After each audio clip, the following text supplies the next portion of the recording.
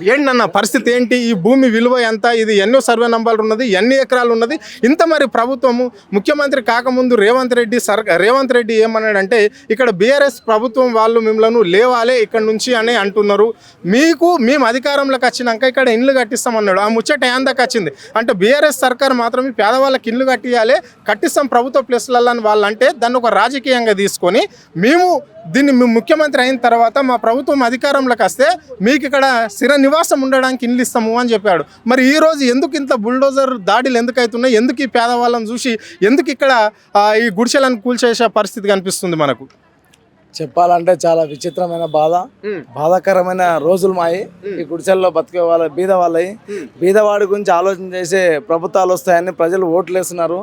అవి ఓట్లు వేసే వరకే మిగిలిపోతున్నాయి కానీ ఓట్లు వేసిన తెల్లారి బోడి మల్లన్న అనే పరిస్థితి ఉన్నది. బీదవాళ్ళు చాలా బీదవాళ్ళు, ఒకరికి కారు ఉంటుంది, ఒకరు సామాన్యం కారు ఉంటుంది, కానీ వీళ్ళకి అది కూడా లేదు. రోజువారీ కూలి ఒక రాయి వరగొడితే వచ్చే 10 రూపాయలతో వీళ్ళు బతికే వాళ్ళు 100 రూపాయలతో. ఏ కమ్యూనిటీ వాళ్ళు ఇక్కడ ఉంటారు? ఈ బస్వ తారక్ నగర్ లో ఏ కమ్యూనిటీ వాళ్ళు గుడిసెలు కూలిపోయిన వాళ్ళు 75% వడ్డెర వాళ్ళు జీవనోపాధికి. గతంలో ఇక్కడ కంకర మిషన్లు నడిచేది, కంకర మిషన్లతో జీవనోపాధికి వచ్చేసి అడవిలో 40 ఏళ్ళ క్రితం అడవిలో రాయి కొట్టుకొని గుడిసె పాము పురుగు పూసి అనేది కూడా లెక్క పెట్టుకొని ప్రాణాలు తెగిడిచి పూటకే గడవాలనే ఆలోచనతో ఆ రోజు కష్టపడి ఈరోజు కష్టపడి బతుకుతున్నాం వాళ్ళు.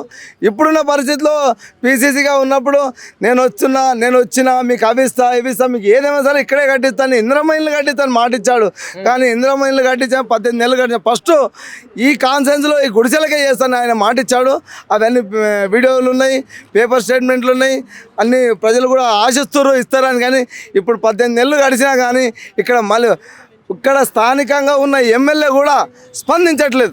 ఓట్లు వేసిన తెల్లారి పార్టీ మారి ఈరోజు కూడా మా స్థానికులు, మా గుడిసెవాసులు, మా ఒడ్డెర బస్తీ వాళ్ళు, మా ఎస్సీ ఎస్టీ బీసీ లంబాడీలు కూడా ఇక్కడ ఉన్న వాళ్ళందరూ పోయి అడిగితే కూడా మీ కార్పొరేట్ ఎట్లా చెప్తాడు రా భయ్, మీ కార్పొరేట్ ఎట్లా చెప్తాడు లేనురి, మీరు చెప్తే వినాలి, అది మంది చేతికి. నీవు టీఆర్ఎస్లో ఉన్నప్పుడేమో ప్రభుత్వ భూమి, ఇలా కాంగ్రెస్లోకి నువ్వు రాగానేమో పట్టా భూమి పట్టాదారుల మాట వినాలా మేము?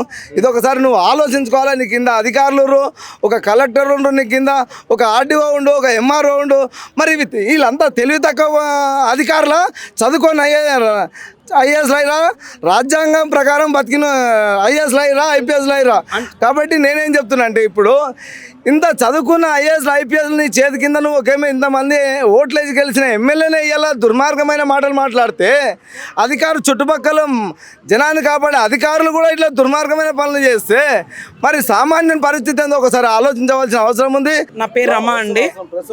నేను అఖిల భారత ఒడ్డెర సంఘానికి మహిళా అధ్యక్షురాలని, స్టేట్ మహిళా ప్రెసిడెంట్. నేను నిన్నటి నుంచి ఇక్కడే ఉన్నాను.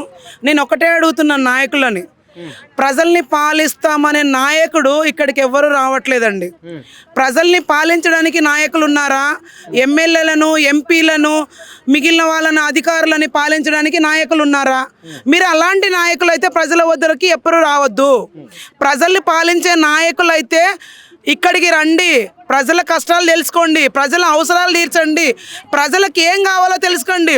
ప్రజలకి మీరు ఒకరోజు అవసరపడతారు, ఒకరోజు ఎప్పుడు అవసరపడతారు? మీకు ఓటు కావాలన్నప్పుడు మీకు ప్రజలు అవసరపడతారు. నేను నీ లీడర్ని, నీ గల్లీలు నేను ఊడుస్తా, నీ పిల్ల ముడ్డి నేను అడుగుతా, నీ పిల్లల అవసరాలు అది కాదు మాకు కావాల్సింది. అలాంటి నాటక రాజకీయం మాకొద్దు. ఇక్కడ దీని ఇంత దారుణం చేయడానికి ఎవరు విడిగడుతున్నారు? ఎవరున్నారు దీని ఇంత దారుణం చేయడానికి? ఒడ్డెర కుల బస్తులు అందరికి ఇల్లు కట్టిస్తారండి. వాళ్ళ చెమట ఓడ్చి ఏ గుట్టలో నట్టలో మట్టో కంకరనో కొట్టి వాళ్ళ చెమట ఓడ్చి రక్తం ఓడ్చి అందరికి ఇల్లు కట్టిస్తున్నారు. ఇక్కడ ఉండడానికి ఇల్లు లేదు వాళ్ళకి. ఈ అడవిలో అరణ్యంలో పాములు పుట్టలతో కాపురాలు చేసి పిల్లల్ని పెంచుకున్న వాళ్ళకి 40 ఏళ్ళ జీవితంలో ఈ స్థానికంగా ఈ ప్లేసు ఎందుకు పాడుబాడరానదనేసి వదిలేసి ఇప్పుడు కోట్ల విలువ చేసింది.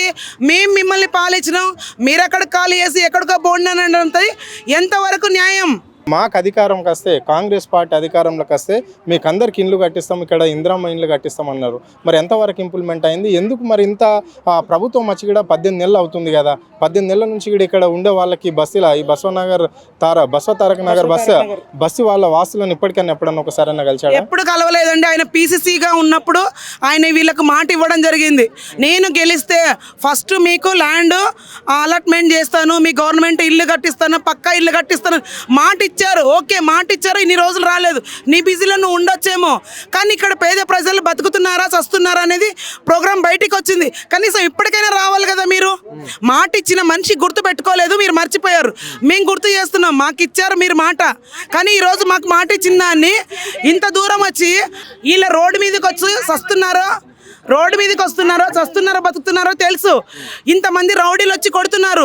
కార్పొరేటర్ ఏం చేస్తున్నాడు, ఎమ్మెల్యే ఏం చేస్తున్నాడు, ఇక్కడ స్థానికంగా మేము లీడర్ అని కాలర్ ఎగిరేసి తిరిగే నాయకులు ఏం చేస్తున్నారు? ఇక్కడ ఎవరు అడ్డంగా ఉన్నారు? ఎవరు అండగా లేరు. మరి సీఎం మాట ఇచ్చి నిలబెట్టుకుంటాడా? ఈ ప్రజల పానాలు తీసేస్తాడా? ఇంకా 2 రోజులు కూడా చూస్తాం, తర్వాత నిరాహార దీక్ష తీసుకుంటాం. సీఎం రావాలి, న్యాయం జరగాలి. ఇగో చూస్తున్నాం కదా మనం టెంట్లో, మాకు న్యాయం జరగాలి, సీఎం రావాలి, మాకు న్యాయం చెయ్యాలి అని చెప్పేసి కూడా వీళ్ళు ఇక్కడ బ్యానర్ కట్టుకొని అయితే ఇక్కడ ఒక టెంట్ వేసుకొని ఆ టెంట్ కింద ఈ బస్తీకి సంబంధించిన మహిళలందరికీ ఇక్కడ చిన్న పెద్ద తేడా లేకుండా వృద్ధాప్యం నుంచి చిన్నపిల్లల దాకా యుక్త వయసు వాళ్ళు ఇక్కడ కూర్చున్నట్లయితే మనకు స్పష్టంగా కనిపిస్తుంది.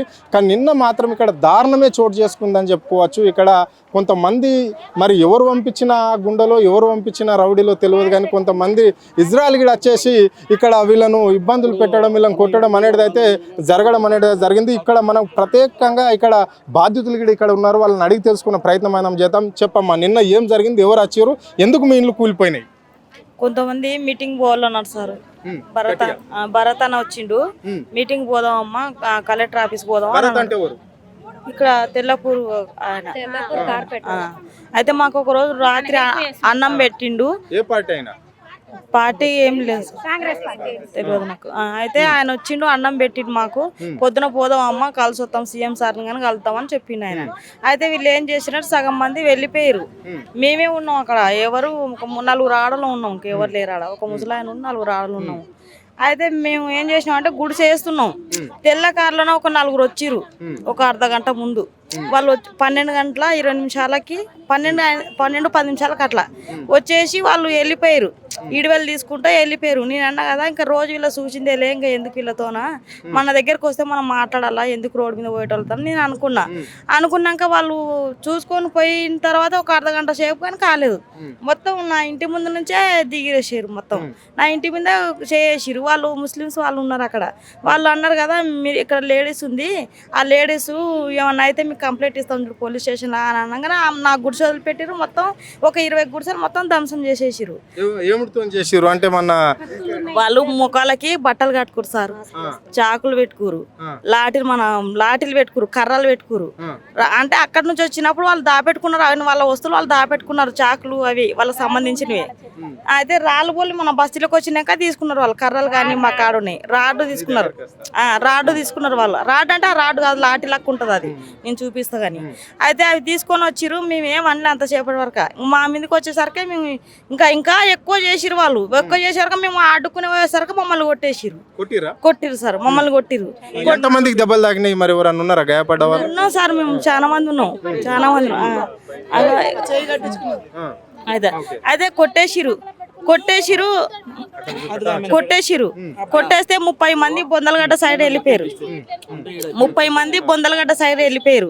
ఇక్కడ నుంచి మా పోరగాళ్ళు అందరూ వచ్చేవరకు ఇక్కడ డివైడ్ అయ్యి ఇక్కడ ఒక 30 మంది ఉరికిరు. ఒక 30 మంది ఇక్కడే ఉరికారు. ఇక్కడ ఒక 10 మంది 20 మంది ఇక్కడే ఉరికిరు. మొత్తానికి ఒక 70 మంది 80 మంది దాకా 100 మంది అనుకోవచ్చు.